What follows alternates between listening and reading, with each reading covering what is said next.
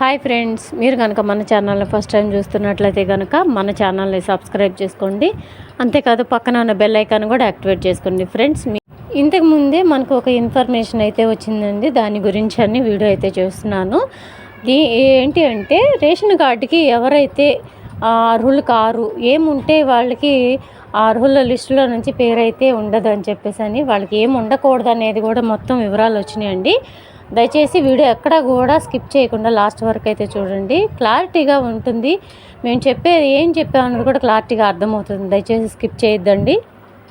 Ration కార్డుకి ఉంటే మాత్రం అర్హులు కాదండి. ఎవరెవరు అర్హులు కాదో మొత్తం వివరంగా చెప్తాను, వినండి.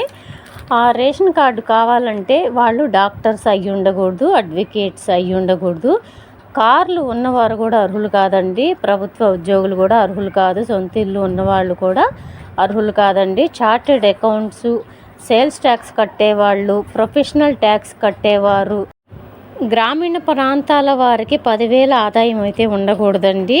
ఇంకా పట్టణ వాసులకు అయితే 15,000 రూపాయల ఆదాయం, నెలసరి ఆదాయం ఉండకూడదు. ఇంకొకటి వచ్చి 7.5 ఎకరాల పంట భూమి కానీ 7.5 బీడు భూమి ఉన్నవారు కానీ అర్హులైతే కాదండి. ఇవన్నీ కూడా ఉంటే కంపల్సరిగా అర్హులైతే అవ్వరు. ఇవన్నీ లేని వాళ్ళు మాత్రమే అర్హులు అవుతారండి. ఇదండి ఈరోజు వీడియో. ఇంత క్లారిటీగా అర్థమైందని అనుకుంటున్నాను. దయచేసి వీడియో నచ్చినట్టయితే మీ ఫ్రెండ్స్కి, ఫ్యామిలీ మెంబర్స్ కూడా దయచేసి షేర్ చేయండి. ఈ వీడియో నచ్చితే ఒక చిన్న లైక్ అయితే ఇవ్వండి. మీరు ఇచ్చే లైక్ మాకు చాలా ఇంపార్టెంట్ అండి. Thank you.